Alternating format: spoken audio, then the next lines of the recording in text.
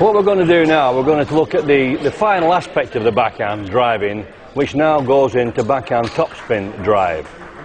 Now there's a couple of things we need to be looking at, and when we do the explanation and the demonstration, you'll see the difference. Straight away now, a fast punch ball as a drive will not win points against very, very good experienced players. We're going to have something different.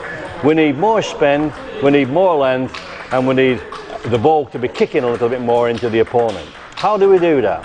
One, we go back to the basics of the first one, bottom of the bat, level with the table. Second, we don't go at the ball, we'll let the ball come to us.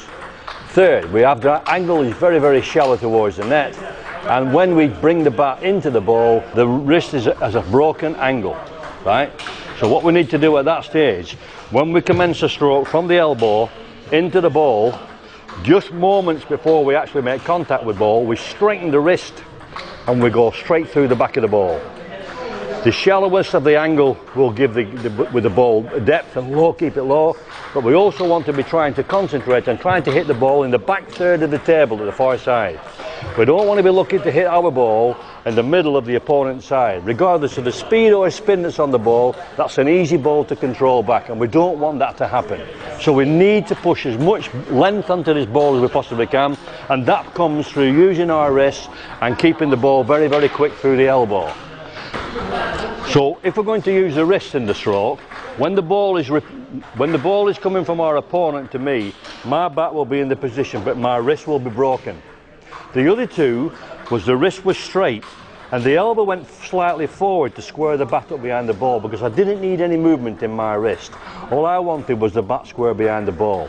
And from that position I released the elbow for the forearm and the bat went through the ball and it gave it drive and topspin. This time that's no good. I need to keep the elbow down slightly. I need to bring the bat square behind the ball by bending the wrist. I now wait for the ball to come to me and I commence a stroke still with my wrist broken. And once I'm going to release the ball, I release the wrist as well through the elbow at the same time. Keeping the bat shallow, not up, keeping the bat shallow, so it gives it it gives a long stroke on the end of the table, it keeps the ball low over the net, and it gives a maximum amount of topspin on the ball, which gives it tremendous amount of kick for the ball that bounces on the table into our opponent. We'll go to the basic one. Basic one, you'll see where it's bouncing on that side of the table. Can you see where it's bouncing? Basically in the middle of the table, yeah? Just going past maybe. That's what I'm looking for when I'm starting to play the basic. Now when I start to go intermediate, right, it's going a bit quicker, but it's bouncing roughly in the same line of the table, Now I'm going to go a little bit longer with the wrist, and you will see now the ball now starts to go faster and longer in the air, but it's a lower trajectory. So we're now going to go 1, 2 and 3. Now what's happening now is the actual practice is starting to break down a little bit.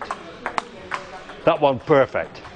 It's starting to break down a little bit because the wrist, to use the wrist is a most difficult weapon to use in table tennis. And you have to have hours and hours and hours of practice to make sure that it contacts square behind the ball once you bring the wrist back into position.